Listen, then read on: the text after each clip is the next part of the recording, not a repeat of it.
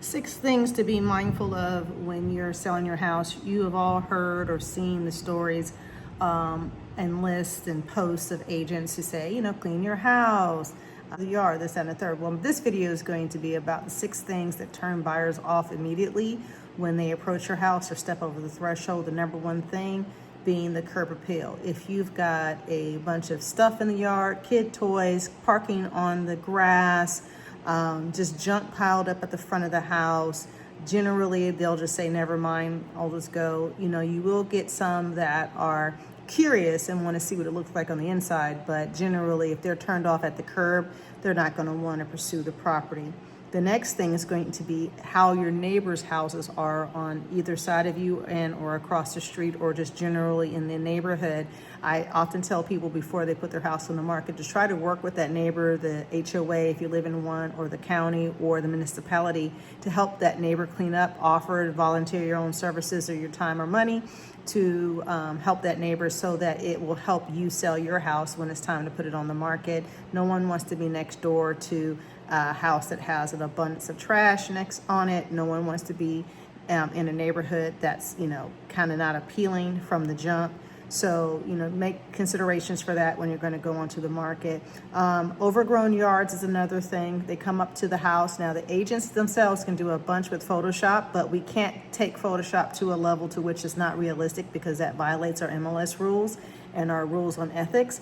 So you want to make sure that you're putting in some time with getting the front yard taken care of your own house. That includes cleaning your gutters out. That includes removing trees that are too close to the house. And I'm not talking about, 150-foot trees that are, 40 feet away from the structure, but ones that are definitely on the foundation, because homeowner or home buyers, their uncles, dads, cousins, brothers, grandmother that sold 500 homes, they're going to tell you, oh, you don't want to buy a house with the trees that close to the foundation, right? Because that can cause problems with not only the foundation, but the water line.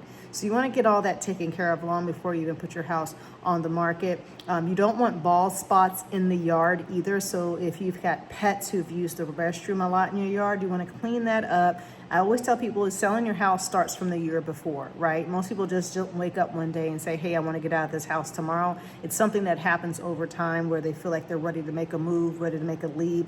They know they have a job transfer coming up. They know they have a divorce coming up, or, they're thinking about filing a divorce. So that those things don't typically happen overnight in most cases.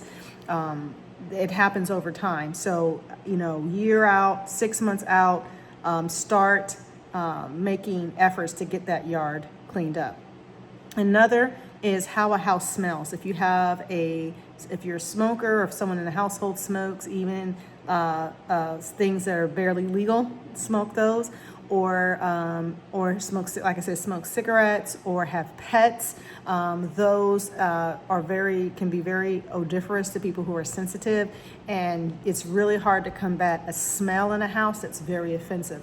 People are okay with, like, say, if you cooked fish the night before. I don't recommend cooking fish during the time you're selling your house because it does leave a smell in the house, or a smell like burnt popcorn, stuff in the microwave. Like, try not to cook that stuff because that smell does linger.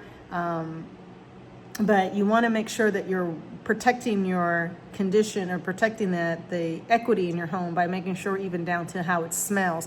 Don't put plug-ins on every plug in the house because it obviously means you're trying to cover up a smell. But have the house deep clean. If you have pets and you can relocate them during the time that you're selling your property, I suggest that you do that. It's going to save you a lot of time and a headache. You also want to make sure you take care of any wood rot around your house. That goes for gutters, windows, eaves, fascia. That goes for around the door, the decks, even the mailbox. People don't like to see wood rot around a mailbox or a leaning mailbox because it's the number one sign that the property has not been taken care of to the best that it could be taken care of. So wood rot is a big, big, big issue. And then overall is just when someone's in the house, the key thing that you want to be careful of is when you're renovating your house or updating it for the market, to not overly renovate. Don't make it so personalized in your own taste. Don't make it so trendy that only a very select few people are going to want to buy it. So put some thought into what you're going to do before you put your property on the market to kind of get as much value you can out of it when it hits the market. Or give me a call or talk to your favorite realtor who you know, or even interior designer who's up on the latest trends to let you know what you should do to present your property in the best light as possible when it's time to sell so that you can get the most money possible. And one thing I forgot to add is disorganization. Oh my goodness, disorganization. When someone comes to see your house and it's in disorder, it's like an immediate turnoff. It says, I'm not ready to sell my house. It says, I'm not serious about selling my property. And third, I have this I don't care attitude about what you see because I know what I have, but I don't want to present it in the way that's going to make you as my buyer paying money comfortable to buy it. So that would say number 6 or number 7 is disorganization. You walk into a house and it's a train wreck. They have stuff everywhere, and this is like with homes with appointments.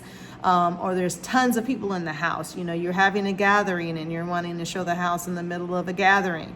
And stuff's all over the place and not show ready condition, that can turn off a buyer. So that would be my last thing is disorganization, disorganized in just the process of showing, how the house looks, disorganization with how the house has just been staged or presented. The backyard is toys, it's like madhouse everywhere. That will turn off buyers as well.